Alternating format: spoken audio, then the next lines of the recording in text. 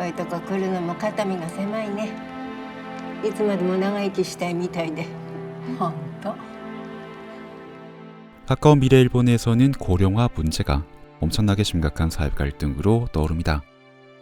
노인들의 숫자는 여전히 너무나 많고 청년들은 자기 몸 건사하기에도 팍팍한 세상이다 보니 노인들은 자연스럽게 이 사회에서 부담스러운 존재가 될 수밖에 없었죠. 続いてニュースをお伝えします。75歳以上の高齢者に死を選ぶ権利を認め支援する制度、通称プラン75が今日の国会で可決されました。 그래서 일본 정부는 아주 획기적인 정책을 시행하게 됩니다. 人間はね、生まれてくるときは選べないから、もう死ぬときぐらいは自分で選べることができたら 그건 바로 75세 이상이 된 노인에게 자기 선택권을 주는 것이었습니다. 그 파격적인 정책의 이름은 바로 플랜 75. 이번 영상에서 함께 살펴볼 이 영화의 제목이기도 합니다. 그리고 아마 적지 않은 분들께서는 여기까지만 이야기를 들어도 이건 이미 영화 속의 이야기로만 한정시킬 것이 아니라거나 오랜 기간 고령화 사회의 대명사였던 일본이나 알 법한 고민도 더 이상은 아니라는 생각이 드실 텐데요. 물론 아직까지는 일본의 고령화 비율이 무려 29%, 그리고 한국의 고령화 비율은 약 18% 정도이기 때문에 초고령화 대선배님인 일본을 따라잡을 날은 아직까지는 멀어 보이긴 합니다. 똑딱하는 이 순간 지구에는 3명씩의 새로운 생명이 자꾸 태어나고 있습니다. 인구 증가율로는 우리나라가 어느 나라보다도 앞서서 거의 폭발적인 것입니다. 덮어놓고 나타보면 거짓골을 못 면한다. 가족계획 상담은 여러분의 가까운 보건소에서 무료로 합니다. 하지만 불과 한두 세대 전만 하더라도 농경사회급의 출생률을 유지하다가 고작 반백년 만에 전세계 최고의 저출산 국가로 거듭나는 위협을 이뤄낸 우리 다이나믹 대한민국의 저력이라면 일본의 고령화 비율을 따라잡을 시기는 안타깝게도 그리 멀지 않은 것처럼 보이기도 하죠. 어쨌든 서글픈 농담은 여기에서 접어두고 다시 영화 이야기로 돌아가 보겠습니다. 영화는 플랜 75가 발동된 근미래의 상황을 가정하면서 각 세대와 직업군이 겪게 될 사건들을 상상하고 있습니다.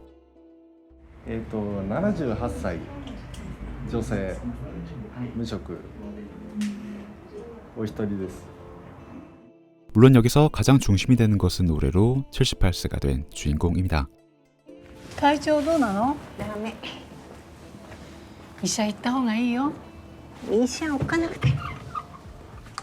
주인공은 가족 하나 없이 혼자서 살아가면서 고령의 나이에도 불구하고 직업 활동을 유지하고 있습니다. 누구에게 손 벌리지 않고 오직 스스로의 힘으로 일상을 유지하려고 애쓰시는 모습이 대단해 보이죠. 凍傷があったんだって。なんの年寄りを働かせたらかわいそうだ。そんなの嘘嘘。 하지만 그렇게나 열심히 다니던 직장에서는 떠밀리듯이 은퇴를 당해버립니다. 何ですか、職場で倒れてくれなくたってよかった。自分家だったら助からなかったよ。 주인공과 비슷한 연배의 동료가 일을 하다가 쓰러졌는데 아무도 관리자 입장에서는 같은 위험 부담을 더 이상 짊어지기가 싫었던 거겠죠. 거기다가 엎친 데 덮친 격으로 오랫동안 살아온 아파트까지 철거를 앞두게 됩니다. 家賃2年分先払いしていただけるならお年寄りでも OK だって言うんですけど 그래서 주인공은 새로운 보금자리를 구해보려고 애를 쓰지만 안타깝게도 고령의 세입자를 받아주겠다는 집주인은 도무지 찾아내기가 쉽지 않았습니다. 왜냐하면 월세 걱정도 걱정이지만 자기 집에서 이런 골치 아픈 일이 일어날 만한 위험 부담을 굳이 감수하겠다고 나설 필요는 없을 테니까 말이죠. あと写真館ちゃんとお化粧してくれてさ、綺麗に撮ってくれんだから。いい写真だ。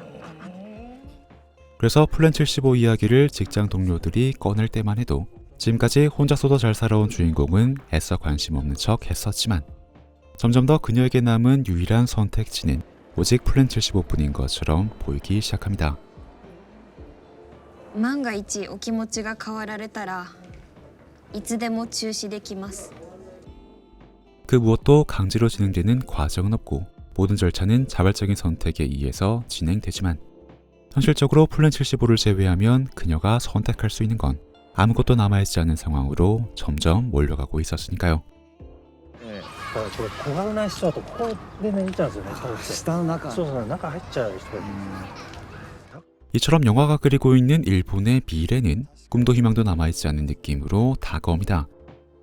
하지만 이것은 과장된 상상으로 그린 공상과학이 아니라 현재를 기반으로 내다본 가까운 미래의 모습일 수도 있습니다. 왜냐하면 최근에는 빈곤과 외로움에 시달리던 일본의 노인들이 의도적으로 경범죄를 저지르면서 자진하여 교도소에 들어간 다음에 고령층 입장에선 감옥에 가면 따뜻한 밥도 주죠. 의료 서비스도 제공해주죠. 또 사람들과 함께 어울릴 수 있다고 생각하는 거죠. 교도소에서의 단체 생활로 숙식과 외로움을 동시에 해결하고 있다는 그런 충격적인 뉴스가 이미 나오고 있는 상황이니까요. あなたも行ってみなさいよ見学ツアー。本当にタダなの？一泊二日の食事付き。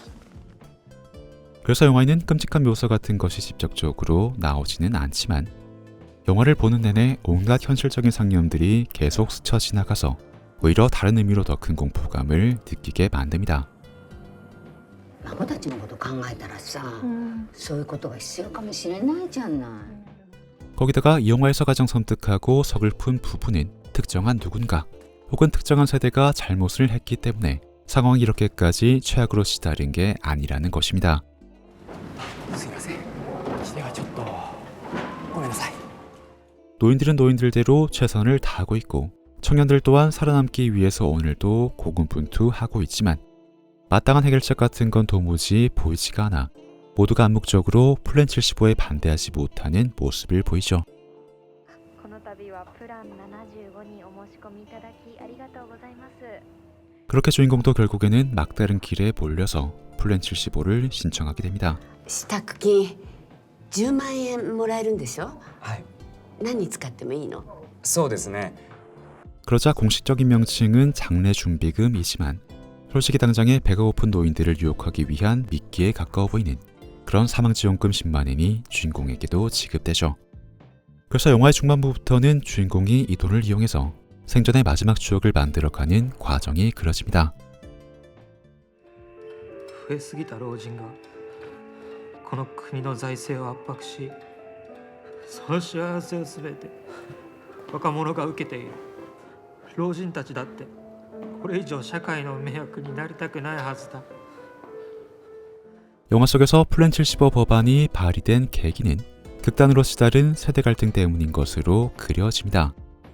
다수의 노인들을 부양하기 위해 소수의 청년 세대가 점점 과도한 재정 부담을 감당하게 되자 노인들을 대상으로 한 혐오 범죄가 벌어지면서 정부도 플랜 75라는 극단적인 대책을 내놓게 된 것이었죠. 그래서 얼핏 보면 이건 너무 과장된 이야기가 아닌가 싶다가도 이미 우리 주변에 존재하고 있는 현실의 조건을 반영한 이런 설정들을 보면 영화 속의 비리가 정말로 현실이 될 수도 있다는 생각에 섬뜩해지기도 하는 것입니다. 거기다가 분명하게 의도된 연출이라고 생각되는 부분은 바로 영화에서 어린아이들이 거의 등장하지 않는다는 것인데 그나마 모습을 보이고 있는 아이마저도 외국인 노동자의 자녀라는 점에서 영화 속의 미래 상황이 정말로 우리 현실과 이어져 있음을 절감하게 만들죠. なぜなら日本人というのは昔から国家のために死ぬことを誇りに思う民族だからだ。 노인 혐오 범죄를 저지르며 플랜 75 입법의 계기를 만들어냈던 범인은 공동체를 위해서 개인을 희생하는 것은 일본인의 오랜 전통이 아니었냐며 지금이야말로 그 전통을 다시 되살릴 때라고 말합니다. 그러나 그렇게 되살려낸 공동체는 도대체 무엇을 위해서 존재하는 것인가? 途中でやっぱりやめたいってなる方がすごく多いんです。そうならないよ。皆さんがうまく誘導してあげなくちゃいけない。 결국에 나와 내 주변을 희생시킬 공동체라면 내가 그 공동체를 지킬 이유는 또 어디에 있는가? 이런 질문들은 영화 속의 이야기를 통해서 계속 따라오게 되고 결국 이 문제가 그리 단순하게 풀 수 있는 것이 아님을 다시 생각하게 만듭니다. 그래서 이런 문제일수록 사회 전체가 함께 고민하고 함께 논의를 해야 할 겁니다. 그런데 최근에 벌어진 국민연금 개혁 과정을 지켜보고 있으면 솔직히 정치권이 사회의 갈등을 해소하기는커녕 오히려 증폭시키고 있는 것이 아닌가 하는 생각이 듭니다. 그래서 국회에서 단체 관람이라도 한 다음에 유튜브에다가 각자 감상 후기를 올려주시면 참 좋겠다는 생각이 드는 영화. 그리고 우리 개개인에게도 단순한 혐오와 갈등이 아니라 많은 생각거리를 던져줄 영화. 플랜 75를 여기까지만 소개해드리면서 오늘 영상 마쳐보겠습니다.